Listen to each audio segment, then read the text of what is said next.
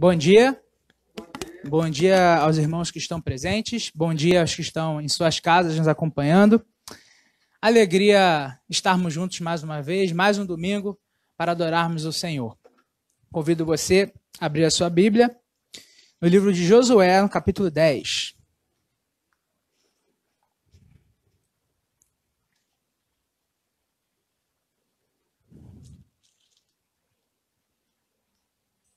Nós vamos fazer a leitura do versículo 28 até o versículo 43, a última parte do capítulo 10.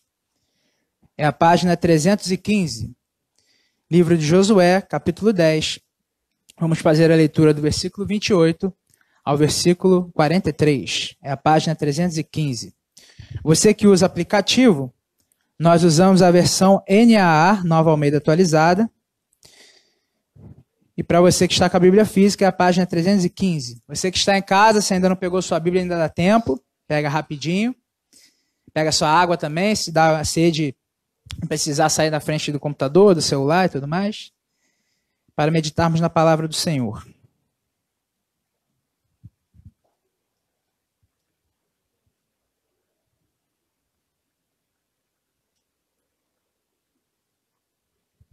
Todos acharam? Vamos orar ao Senhor e suplicar que o seu Santo Espírito nos conduza. Oremos. Pai querido, Pai de amor, estamos diante de tua palavra. Mais uma vez, sedentos de ouvir a sua voz, Senhor. Te pedimos que o Senhor venha falar ao nosso coração.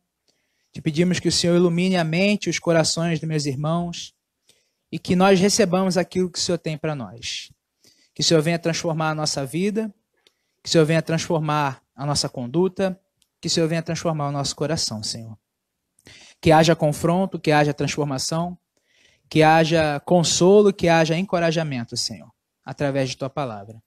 Usa esse mero pregador como instrumento em tuas mãos, capacita-me com o teu Santo Espírito e que tudo que vamos meditar, refletir aqui seja para a honra e glória do teu nome, Senhor. É o que nós oramos e pedimos em nome de Jesus. Amém. Livro de Josué, capítulo 10, versículos 28 a 43, diz assim a palavra do Senhor. No mesmo dia, Josué tomou a cidade de Maquedá e a feriu a espada, bem como a seu rei. Destruiu-os totalmente e a todos os que nela estavam, sem deixar nem sequer um. Fez com o rei de Maquedá o mesmo que havia feito com o rei de Jericó. Então Josué e todo Israel com ele foi de Maquedá a Líbna e atacou a cidade. E o Senhor a entregou nas mãos de Israel, tanto a cidade como o seu rei, e a feriu a espada, a ela e a todos os que nela estavam, sem deixar nem sequer um. Fez com o seu rei o mesmo que havia feito com o rei de Jericó. Então Josué e todo Israel com ele foi de Líbna a Laquis, cercou a cidade e a atacou. E o Senhor entregou Laquis nas mãos de Israel, que no dia seguinte a tomou e a feriu a espada, a ela e todos os que nela estavam, conforme tudo o que havia feito com Líbna. Orão, rei de Gézer, saiu para ajudar Laquis, porém Josué o derrotou, a ele e o seu povo, sem deixar nem sequer um. E Josué e todo Israel com ele foi de Laquis a Eglon, cercaram a cidade e a atacaram. E no mesmo dia a tomaram e a feriram a espada, e destruíram totalmente os que nela estavam, conforme tudo o que havia feito com Laquis. Depois Josué e todo Israel com ele foi de Eglon a Hebrom, e guerrearam contra ela. Tomaram a cidade e a feriram a espada, tanto o seu rei como todas as suas cidades, e todos os que nela estavam, sem deixar nem sequer um, conforme tudo o que haviam feito com Eglon. Josué executou a condenação contra ela e contra todos os que nela estavam. Então Josué e todo Israel com ele voltou e atacou Debir. E tomou a cidade com seu rei e todas as suas cidades, e as feriu a espada. Todos os que nela estavam, destruiu-os totalmente, sem deixar nem sequer um. Como havia feito com Hebrom, com Líbna e o seu rei, também fez com Debir e o seu rei. Assim Josué conquistou toda aquela terra, a região montanhosa, o Neguebe, a Cefelá e as descidas das águas, e derrotou todos os seus reis. Destruiu tudo que tinha fôlego de vida, sem deixar nem sequer um, como o Senhor, o Deus de Israel, havia ordenado. Josué os derrotou, desde Cádiz Barneia até Gaza, bem como toda a terra de Gósen até Gibeão. E de uma só vez, Josué venceu todos os reis e tomou as suas terras, porque o Senhor, o Deus de Israel, lutava por Israel. Então Josué e todo Israel com ele voltou ao arraial em Gilgal. Amém. Irmãos, estamos caminhando já para próximos ao fim da série A Jornada. Nós vimos caminhando a partir do relato da caminhada do povo de Israel, desde o Egito até a chegada na Terra Prometida. A semana passada, o Val pregou aqui a respeito da conquista de Jericó, a queda das muralhas de Jericó. E hoje nós chegamos aqui nesse texto, onde Josué e o povo de Israel vão ter outra vitória concedida por Deus. E aí, por isso, nós destacamos o tema dessa mensagem de hoje, o avanço vitorioso, porque é justamente o que esse texto relata, até de maneira um pouco repetitiva, não é? Quando eu estava lendo, estudando esse texto, eu vi que ele repetia bastante expressões, porque relata esse avanço vitorioso de Josué. Mas, meus irmãos, eu queria começar a mensagem de hoje falando um pouco sobre nós, calvinistas. Porque quando a gente olha para a internet, a gente ainda tem muita discussão entre calvinistas e arminianos, entre a doutrina calvinista e a doutrina arminiana. E a gente até reconhece que nossos irmãos arminianos erram muito em atribuir muito valor às nossas obras. A gente sabe que a teologia deles atribui muito valor e muitos méritos às obras humanas. Eles erram por isso e é verdade. Mas nós, calvinistas do nosso lado, os ultra-calvinistas, os radicais do nosso lado, também cometemos um erro de vez em quando. Que é o erro de nós usarmos a soberania de Deus para negligenciarmos a nossa responsabilidade na vida cristã. Embora a soberania de Deus seja uma doutrina maravilhosa, que traz conforto ao nosso coração, que traz encorajamento para nós, que traz paz para nós vivermos a nossa vida cristã, ainda assim, no nosso crescimento espiritual, nós temos uma responsabilidade a cumprir. Não a responsabilidade meritória, porque tudo que nós temos de Deus é pela graça, mas em sua sabedoria, algumas coisas, ele nos chama a assumirmos nossa responsabilidade como cristãos. Quando a gente olha para o Novo Testamento, a gente sabe que dentro do Novo Testamento existe uma doutrina chamada do já e o ainda não. É uma tensão, que significa que, embora o reino de Deus já foi inaugurado, Cristo, quando morreu e ressuscitou, já inaugurou o reino de Deus, o Espírito Santo já foi derramado sobre a igreja, e nós já vivemos a vida com Cristo, a vida ressurreta espiritualmente, ainda assim esse reino ainda não se completou. Esse reino ainda não foi consumado na sua completude, na sua plenitude. Por isso que já e ainda não. Então, já que esse reino ainda não se completou, a nossa conformação à imagem de Cristo ainda não se completou, e ainda temos os nossos inimigos a enfrentar, o pecado, o mundo e Satanás, mas, mesmo embora o Val tenha pregado aqui que eles já são inimigos derrotados, isso é verdade, ainda assim, ainda é dada certa permissão para eles agirem. Diante disso tudo, a gente precisa pensar que nós temos uma responsabilidade. A vida cristã, o nosso crescimento espiritual, o avanço do reino de Deus, a propagação do evangelho, embora em primeira instância seja levada por Deus, esse levar de Deus não elimina a nossa participação nisso. Não porque Deus precisa de nós, mas porque Ele nos dá o privilégio de participarmos. Ou seja, temos responsabilidades na nossa vida cristã. E eu queria tratar hoje pela manhã sobre o tema de como avançamos em nossa vida cristã. Embora a nossa vida cristã seja um presente, seja uma dádiva, em certa medida, ela depende de nós avançarmos. Ela depende de nós assumirmos nossa responsabilidade. Ela depende de nós aprendermos os meios de graça que Deus nos dá, que é a palavra, a oração, a comunhão na igreja, a própria ceia, onde nós nos alimentamos espiritualmente de Cristo. Ou seja, nós precisamos assumir nossa responsabilidade no nosso crescimento na vida cristã. E por isso eu quero falar sobre isso esta manhã. Como avançamos em nossa vida cristã? A partir desse texto. Esse texto ele se encontra na última sessão da primeira parte do livro de Josué. O livro de Josué, como um todo, ele se divide em duas partes. A primeira parte vai dos capítulos de 1 a 12, onde vai relatar a conquista das terras. Josué e o povo de Israel conquistando a terra de Canaã. E os capítulos de 13 a 24 vão relatar a distribuição dessas terras as tribos de Israel. Ou seja, a primeira parte é a conquista, na segunda é a distribuição das terras. E a seção onde nosso texto está inserido, ele vai do capítulo 9, versículo 1, até o capítulo 12, versículo 24, onde vai relatar as campanhas do sul, o povo de Israel no sul, na região sul de Canaã, vai relatar as campanhas do norte, da terra de Canaã, e depois vai fazer um resumo geral de toda a conquista, mencionando inclusive os reis que foram derrotados por Moisés e os reis que foram derrotados por Josué. Nós temos no capítulo 9, versículo de 1 a 27, o acordo que os gibeonitas fazem com o povo de Israel.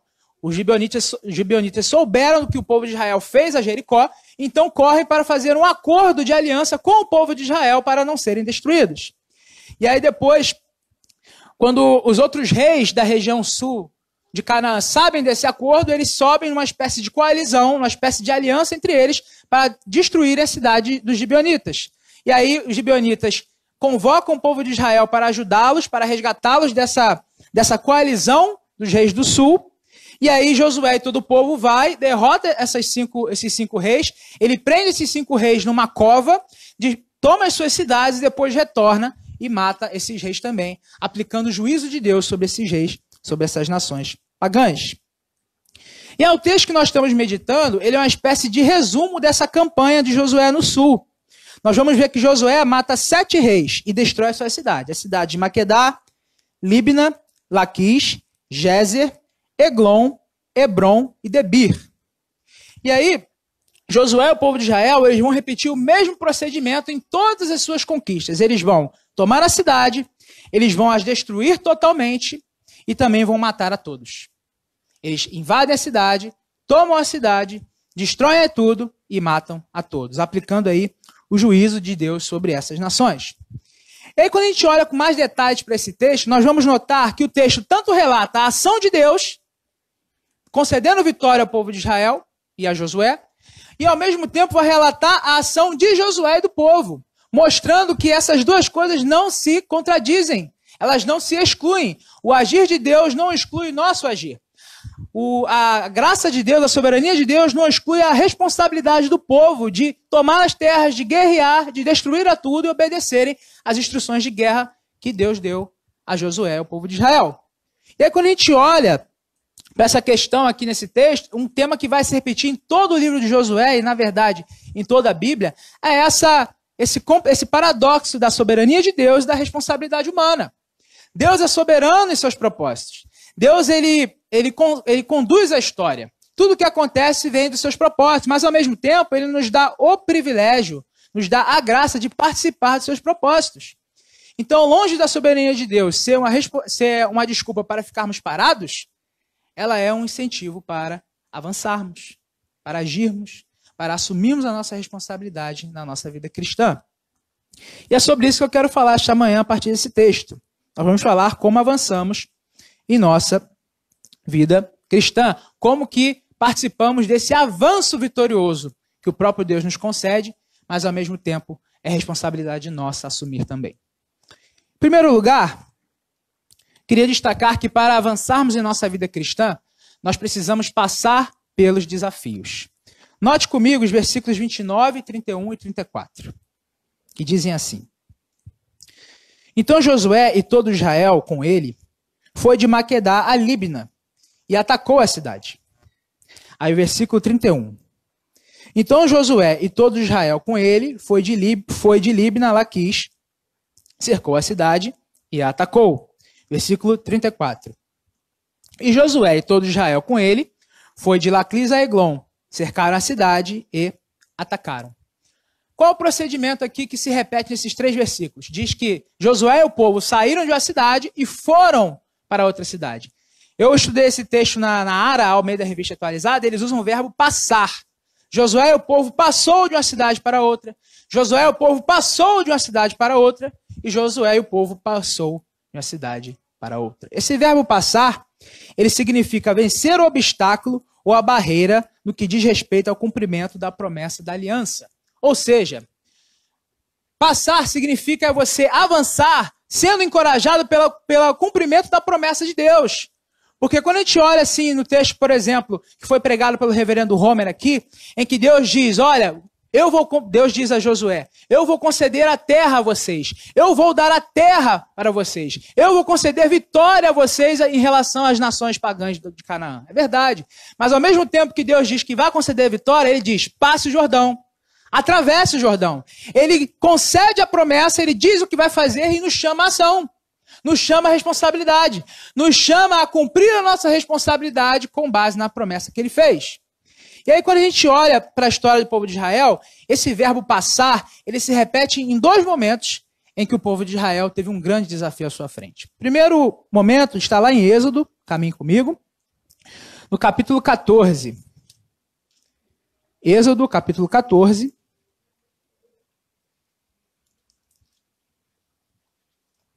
Versículos 15 e 16.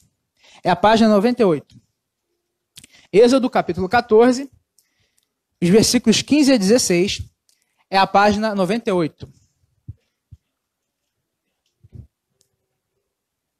E o texto vai dizer assim: O Senhor disse a Moisés, por que você está clamando a mim? Diga aos filhos de Israel que marchem.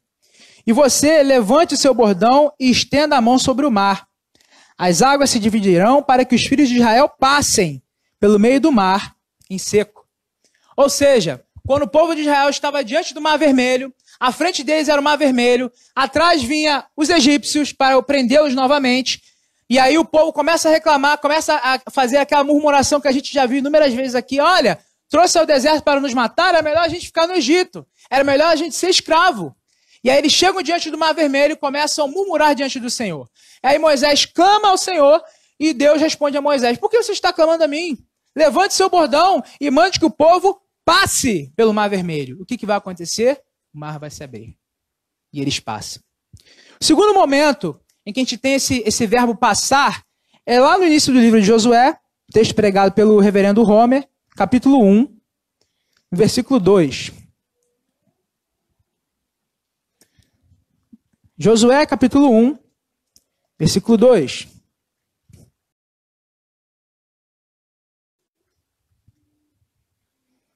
É a página 300.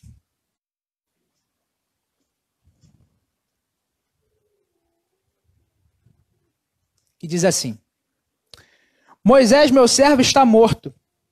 Prepare-se agora e passe este Jordão, você e todo este povo, e entre na terra que eu vou dar aos filhos de Israel.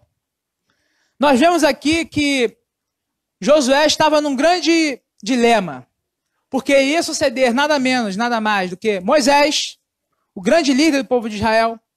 Ele teria que liderar um povo extremamente confuso, problemático, teimoso, obstinado. Ele teria 7 grandes nações à sua frente, mais fortes militarmente falando. Mas aí Deus diz, passe o Jordão, atravesse, erga-se e conduza o povo. Ele diz que vai dar a terra, mas ele diz também, passe, se levante, assuma a sua responsabilidade, enfrente o desafio que está à frente. Ou seja, nesses dois momentos em que o povo de Israel tem grandes desafios, Deus chama o líder do povo de Israel e o povo de Israel a se levantarem e passarem, a avançarem, a irem diante do desafio. Não fugirem do desafio, mas irem diante dele, em direção a ele. Por quê? Porque por trás estaria ele, fortalecendo, conduzindo e concedendo vitória. E aí quando a gente aplica a nossa vida, irmãos, fazer uma primeira aplicação, em nossa vida cristã precisamos avançar a despeito dos desafios que temos pela frente. Muitos cristãos, diante dos desafios que estão à sua frente, se permitem ficar estagnados. Muitas pessoas hoje com medo da morte trazido pela Covid, embora a gente sabe que a Covid tem afetado muitas famílias, tem trazido muito sofrimento, e a gente não deve ser insensível em relação a isso, mas o cristão ele tem uma promessa que tira do seu coração o medo da morte. Muitas pessoas têm se deixado estagnarem por conta da pandemia, por conta da Covid, sendo que a igreja já sofreu muito mais. Sofreu perseguição, já sofreu a peste negra, já foram presos, escarnecidos, queimados vivos. Mas isso não impediu que a igreja continuasse avançando. E diante da pandemia, embora a gente não deva ser insensível, O medo da morte, o medo de ser infectado, embora isso não nos deva levar a uma negligência, ao mesmo tempo não deve nos paralisar. Porque nós somos um povo que tem uma promessa de vida eterna. E ao mesmo tempo tem um Deus que está nos conduzindo, nos protegendo, nos fortalecendo. Então, diante do desafio da Covid, do medo da morte, nós não podemos nos sentir estagnados. Precisamos continuar avançando, continuar a viver a nossa vida cristã. Algumas pessoas ficam estagnadas com problemas financeiros. Vem uma crise financeira, a sua situação econômica não fica tão boa assim, a sua empresa não está indo tão bem. E claro, isso é ruim, isso é motivo de preocupação? Mas não é motivo para parar. Porque o nosso Deus que conduziu você até agora vai continuar conduzindo. Às vezes veio o desemprego por conta da Covid, muitas pessoas desempregadas. Mas isso às vezes faz com que a gente permite que tenha um efeito paralisador em nossa vida cristã. A gente desanima de vir à igreja, a gente desanima de orar, desanima de ler a Bíblia, desanima de continuar vivendo a nossa vida cristã. Como se Jesus tivesse prometido, ao invés de falar que no mundo nós teríamos aflições, ele tivesse prometido, vocês não terão aflições. Venha para mim, pare de sofrer. Ele nunca prometeu isso. Então os desafios, as dificuldades são normais na vida do cristão. E isso não nos deve paralisar. Decepções familiares e nos relacionamentos, pessoas que se decepcionam nos seus relacionamentos, que se decepcionam com os seus familiares, também se permitem ficar estagnados. Irmãos, o ser humano foi manchado pelo pecado. Não existe relacionamentos perfeitos. Não existe pessoas perfeitas. Nós não somos. Só que aí quando a gente se decepciona com alguém que a gente julgava próximo, ou é próximo, mas cometeu um erro, a gente também se deixa paralisar. Decepção no casamento, traição de um amigo próximo, embora sejam coisas ruins, muitas pessoas param de viver por conta disso. Como se a felicidade delas, a satisfação delas dependesse disso e não do Senhor. Aí vem as enfermidades, pessoas que param suas vidas por conta de enfermidades, e aqui eu não estou entrando em mérito daquelas que levam à internação, mas pessoas que elevam o problema a um tamanho maior do que realmente eles têm. Pecados que a gente luta ainda, embora a gente não seja mais escravizado pelo pecado, o pecado morreu, foi crucificado com Cristo, ainda assim a gente se deixa vencer por pecados. Como o Val pregou aqui semana passada, lutar com espantalhos. A gente cria espantalhos para lutar, quando eles já foram derrotados. E outras situações no dia a dia. Ou seja, o que Deus nos chama nesta manhã é, diante dos desafios, continuar avançando. Se você está vindo à igreja para cultuar o Senhor, continue, a despeito dos seus problemas. Se Deus te chama a meditar na palavra do Senhor, a orar, a continuar participando da sua obra, continue participando. Mesmo diante das dificuldades. Sejam trazidas por pessoas, sejam trazidas pelas circunstâncias, sejam trazidas por problemas financeiros, sejam trazidas por outras coisas. Irmãos, a gente nunca vai estar extremamente tranquilo enquanto nós estivermos aqui. Porque enquanto a gente avança na nossa vida, nós temos o nosso pecado remanescente, que já foi vencido, mas ele ainda tem permissão de agir em nossas vidas, se a gente permitir. A gente tem um mundo que é um sistema hostil a Deus, hostil a Cristo, portanto hostil a nós, que vai tentar nos impedir. E a gente tem o nosso maior inimigo, Satanás, tentando também nos impedir. E se você se permitir ser paralisado, você não vai avançar. Você vai deixar de crescer. Você vai deixar de desfrutar da vitória que Deus já lhe deu em Cristo. Porque embora essa vitória seja garantida para nós, nós precisamos aprendê-la, tomar posse dela. Chamando-nos à responsabilidade. E aí eu queria citar um texto lá no Evangelho de Mateus, que ilustra bem isso. Mateus capítulo 16, versículo 18.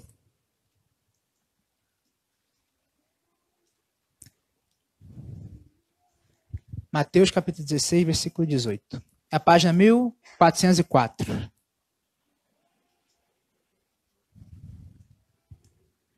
Que diz assim: também eu lhe digo que você é Pedro, e sobre esta pedra edificarei minha igreja. Eu queria que você atentasse para esta frase. E as portas do inferno não prevalecerão contra ela. Há muita confusão nesse texto aqui, eu não vou entrar na questão de Pedro, não.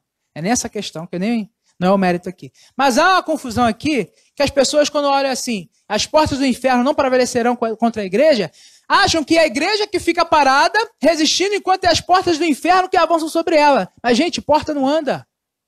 É a igreja que avança e o inferno tenta impedir o avanço da igreja, porém ela não consegue. Porque Cristo continua edificando a sua igreja. É a igreja que avança, o movimento é da igreja, não é das portas do inferno. Porta não anda. Ali, a porta está parada, ela não anda. Quem avança é a igreja. Quem vem pregando o evangelho e estendendo o reino de Deus, o reino que Cristo inaugurou, vencendo as forças do pecado, do mundo de Satanás, é a igreja. Cristo disse, eu vou edificar a minha igreja, ela vai avançar e as portas do inferno não poderão prevalecer sobre ela. E a gente vê ao longo da história, irmãos, desde o início da igreja, há 2 anos a igreja vem sendo perseguida, hostilizada, atacada, e mesmo assim ela continua de pé, pregando o evangelho. Eu lembro, um tempo atrás, quando, se eu não me engano, na Venezuela, a evangelização foi considerado um crime de tráfico de pessoas, alguma coisa assim, e aí a igreja se reuniu na rua, orou, e a lei foi derrubada. Por quê? Porque o inferno não pode prevalecer contra a igreja do Senhor. Porque o Senhor Jesus a edifica e ela avança diante dos desafios. E aí esse texto é muito interessante porque ele nos chama a responsabilidade e nos apresenta a garantia que nós temos para avançarmos e assumirmos nossa responsabilidade. Nesse primeiro ponto, o texto nos chama a passar pelos desafios e ir em direção a eles. E qual a garantia que o texto nos dá? A garantia é essa. Deus já nos deu a terra prometida. Se você olhar lá no capítulo de Josué de novo, Josué 10, versículos 30 a 32, vamos retornar para lá. Nós vamos ver que Deus chama o povo a passar, a ir em direção aos desafios, e aí ele dá uma garantia de que ele já lhes deu a terra prometida. Versículos 30 a 32 do capítulo 10 de Josué. Que diz assim: E o Senhor a entregou nas mãos de Israel, tanto a cidade como o seu rei, e a feriu a espada, a ela e todos os que nela estavam, sem deixar nem sequer um. Fez com seu rei o mesmo que havia feito com o rei de Jericó.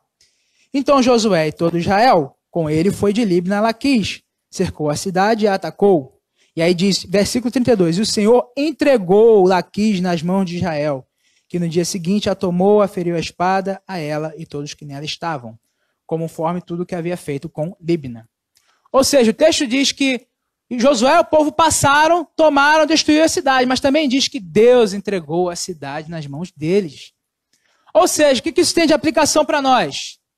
De que embora a gente precise passar pelos desafios, há uma longa caminhada cheia de seus percalços ao longo do percurso, a terra prometida, a vida eterna, a vitória no final já nos é garantida.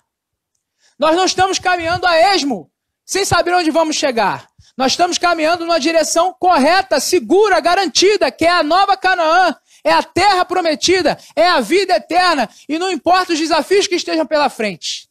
Deus está nos conduzindo, porque Ele já nos deu a terra prometida.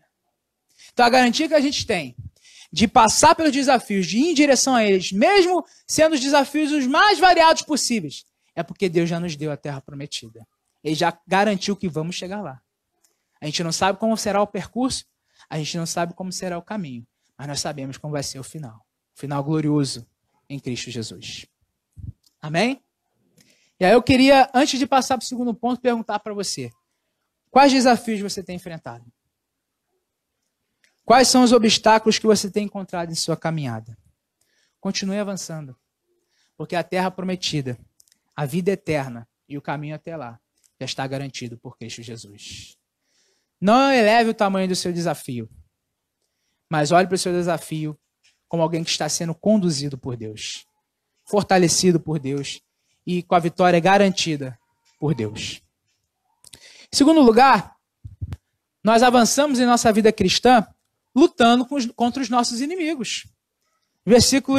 Queria ler alguns versículos com os irmãos também. Primeiro versículo é o versículo 29. Diz assim: Então Josué e todo Israel com ele foi de Maquedá a Libna e atacou a cidade. Quero que você preste atenção nesse atacou a cidade.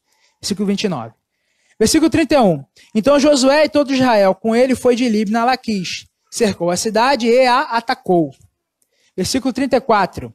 E Josué e todo Israel com ele foi de Laquis a Eglon, cercaram a cidade e a atacaram. Versículo 36. Depois Josué e todo Israel com ele foi de Eglon a Hebrom e guerrearam contra ela. Tomaram a cidade, aferiram a espada, tanto o seu rei como a sua cidade e todos os que nela estavam, sem deixar nenhum sequer, conforme tudo que haviam feito com Eglon. E aí José executou condenação contra ela, contra todos os que nela estavam. E versículo 38. Então Josué e todo Israel com ele voltou e atacou Debir. Na área, é porque na área acho que os termos têm mais força. Na área diz que eles pelejaram. Eles lutaram contra as cidades. E o termo pelejar aqui, ou o termo atacar, significa o povo de Israel atender ao chamado de Deus para lutar contra os inimigos dele, sendo instrumento de juízo sobre eles. Ou seja, quando o povo atendeu o chamado de Deus para se levantarem, pelejarem, atacarem, lutarem contra essas nações pagãs, eles estavam atendendo o chamado de Deus para serem instrumentos de juízo de Deus sobre essas nações pagãs. Josué e o povo tiveram que lutar contra as nações que estavam à sua frente. Ou seja, muitas vezes, irmãos, Deus ele nos chama a lutar contra os seus inimigos, primeiramente dele, que o pecado, o mundo e Satanás são inimigos dele, embora derrotados. E ele nos chama para sermos instrumentos de juízo sobre essas coisas. Na nossa vida cristã, nós também temos esses três inimigos. Nós temos o pecado, o mundo e Satanás. E embora esses inimigos sejam derrotados, destruídos, vencidos, ainda assim Deus concede permissão para que eles ajam. Porque eles também... Lutero dizia que até Satanás é um cão na mão de Deus, porque Deus usa até o mundo, Satanás, para os seus propósitos, porque Deus é Deus, ele usa quem ele quiser. Então ele dá certa permissão para eles agirem. E eles, no seu agir, eles às vezes vêm em direção a nós, nos atacar. Então o texto está nos chamando a lutar contra os nossos inimigos, a pelejar contra eles. E a pergunta é, como nós lutamos contra eles? Aí eu queria que você lesse um outro texto comigo, meu texto favorito da Bíblia, foi o primeiro texto que eu preguei, que é lá em Efésios 6, Efésios 6, versículos de 13 a 17.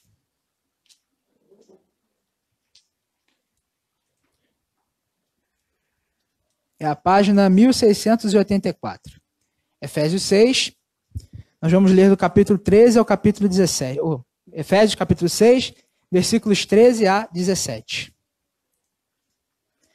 Uma das formas de nós lutarmos contra os nossos inimigos, o pecado, o mundo e Satanás. Esse texto mostra para nós. Página 1684, Efésios capítulo 6, versículos de 13 a 17. Que diz assim.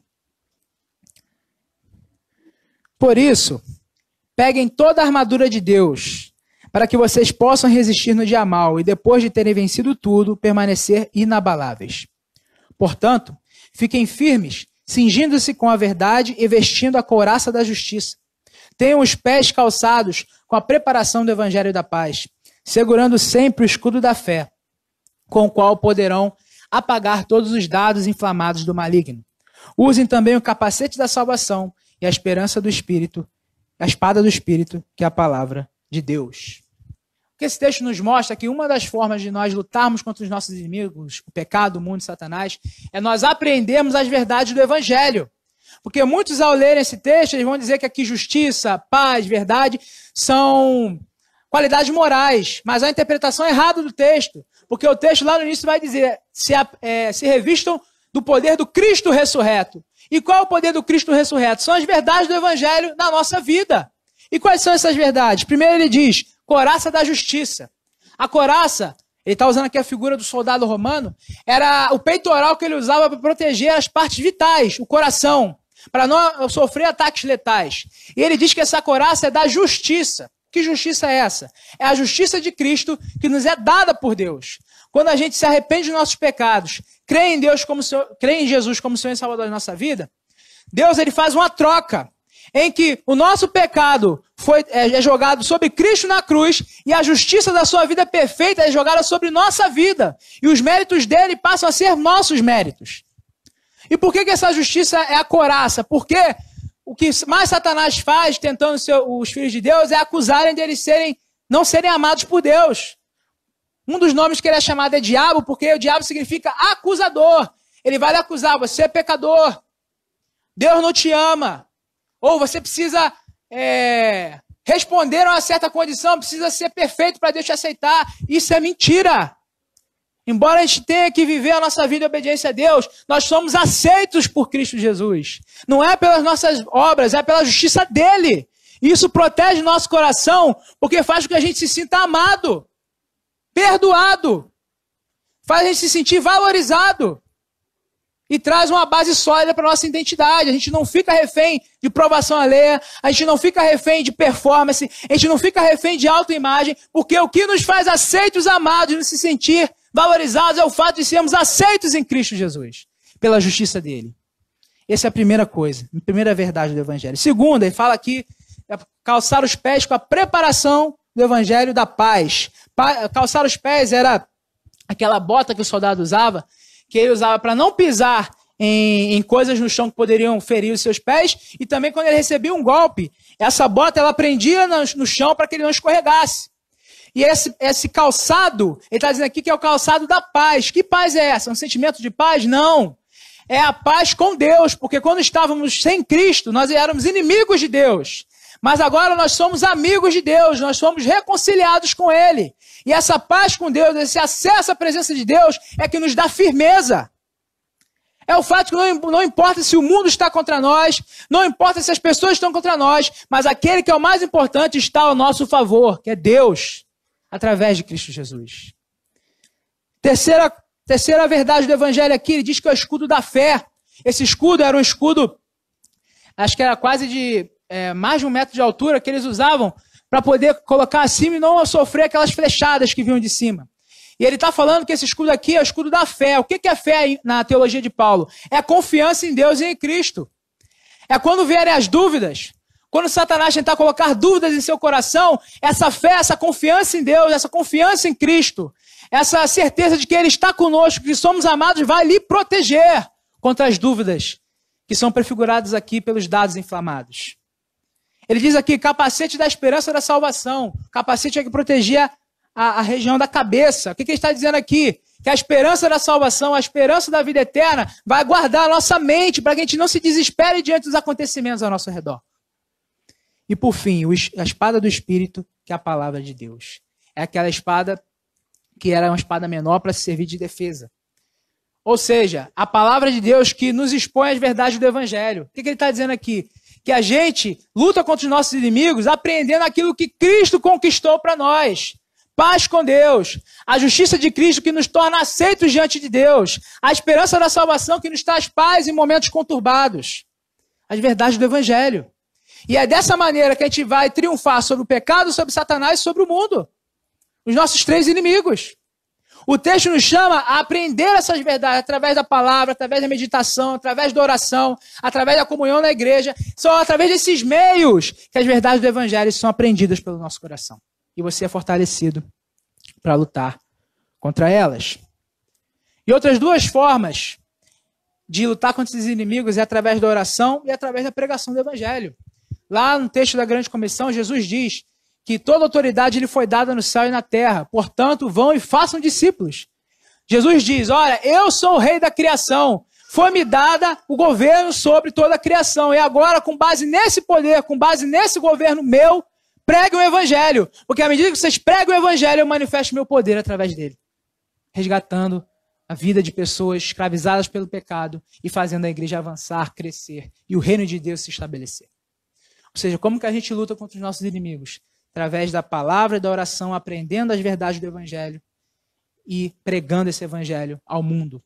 E aí o reino de Deus vai avançando, o reino de Cristo vai avançando, e essas 3 forças, o pecado, o mundo e Satanás, vão sendo subjugados. Mas para isso precisamos lutar com os nossos inimigos, contra os nossos inimigos. E aí qual a garantia de que esse texto nos dá de que nós podemos lutar com os nossos inimigos? O texto nos diz que o nosso Deus peleja por nós. Se nós formos lá em Josué 10 de novo, versículo 42, nós vamos ver isso. Página 316. Vamos retornar a Josué, capítulo 10, versículo 42, que diz assim: E de uma só vez Josué venceu todos esses reis e tomou as suas terras, porque o Senhor, Deus de Israel, lutava por Israel. Naara diz que o Deus de Israel pelejava por Israel. Nós podemos ter a certeza de que nós vamos sair vitoriosos, porque o nosso Deus peleja por nós. Ele luta por nós. Ele nos chama a lutar, mas ele também luta por nós. E é por isso que a gente pode ter certeza que nós vamos obter a vitória, porque não é nas nossas forças, mas é na força dele. Em terceiro e último lugar, nós podemos avançar na nossa vida cristã obedecendo a Deus.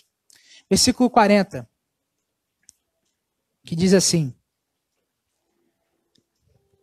Assim Josué conquistou toda aquela terra, a região montanhosa, o Neguebe, a Cefelá e as descidas das águas, e derrotou todos os seus reis. Destruiu tudo que tinha fôlego de vida, sem deixar nem sequer um, como o Senhor, o Deus de Israel, havia ordenado. Deus havia ordenado, lá em Deuteronômio 7, de 1 a 3, você não precisa abrir, em que o povo, quando entrasse na terra de Canaã, era para eles matarem a todos, destruírem a tudo e tomarem a cidade. Aí você pode se perguntar, mas o povo de Deus sendo encorajado a matar, a destruir, aí entra aqui um conceito muito interessante, que é o conceito da guerra justa. No livro de Josué, algumas pessoas olham com estranheza, dizendo, mas o povo de Israel foi levado a matar mulheres, crianças, homens, destruir cidades. Mas nós precisamos entender a diferença da aliança do Antigo Testamento à aliança do Novo. No Antigo Testamento, a aliança era com o povo de Israel como nação. O povo de Deus era a nação de Israel.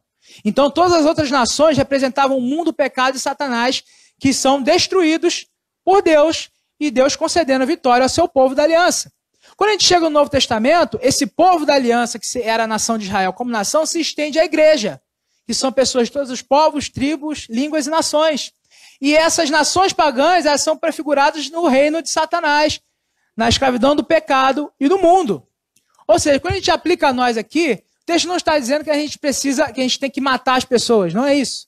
É porque no Antigo Testamento, a aliança era com o povo de Israel como nação.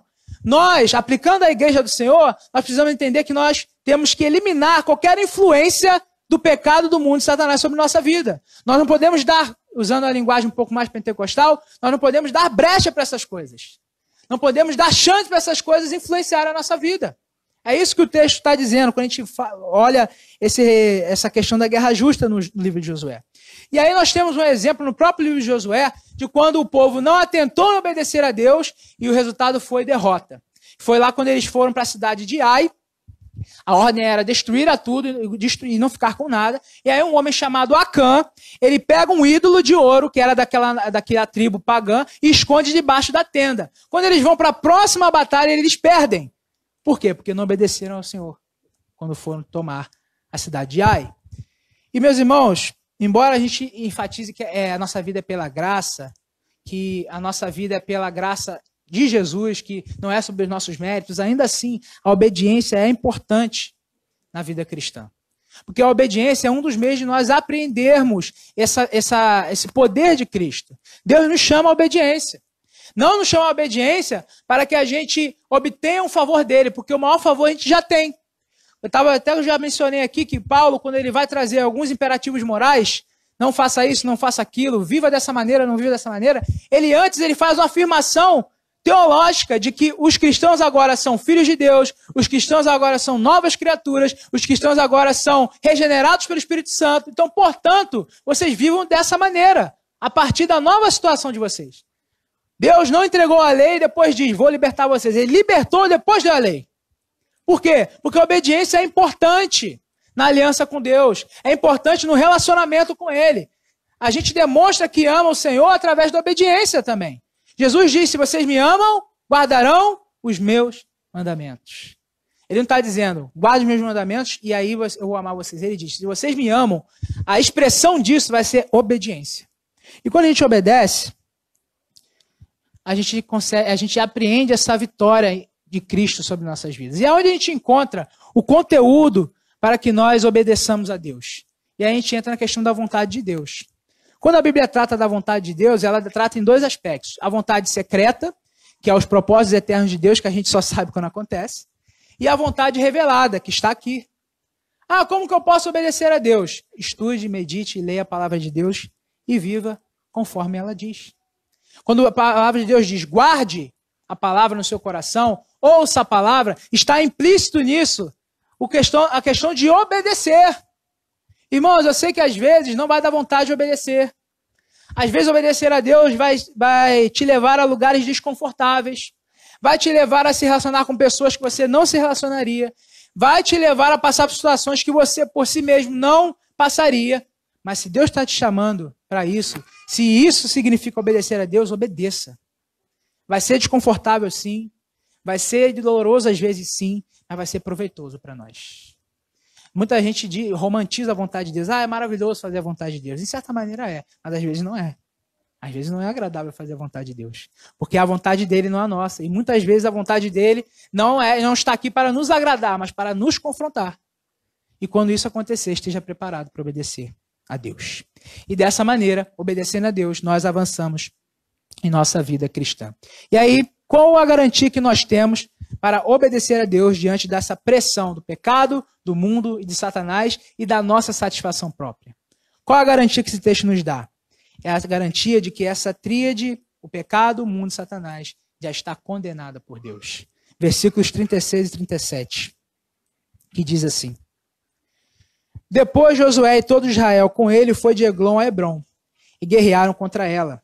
Tomaram a cidade e feriram a espada, tanto o seu rei como todas as suas cidades e todos os que nela estavam, sem deixar nem sequer um, conforme tudo o que haviam feito com Eglon. E aí, note essa frase: Josué executou a condenação contra ela e contra todos os que nela estavam. Lembra que eu falei que Josué e o povo foi chamado a ser instrumento de juízo? Ou seja, quando eles estavam destruindo as cidades, eles estavam aplicando o juízo de Deus sobre essas nações. A garantia que nós temos de que se obedecermos, seremos bem-sucedidos, espiritualmente falando, é porque as forças que tentam impedir a nossa obediência já foram condenadas em Cristo Jesus. Na cruz, o pecado, o mundo e Satanás foram condenados. O mundo, embora expresse paz e segurança, eu ensinei lá durante a semana na igreja de Jacarezinho, no estudo, de que o texto de 1 Tessalonicenses 5, lá no versículo 3 diz: enquanto eles estiverem dizendo que há paz e segurança, virá como as dores de parto de uma mulher, dor e destruição, e de modo nenhum escaparão. Enquanto o mundo acha que está bem e que a igreja está sendo oprimida, quando o Senhor Jesus voltar, nós seremos resgatados, e o mundo, o pecado, toda hostilidade, opressão que esse mundo impõe sobre a igreja será castigado por Jesus.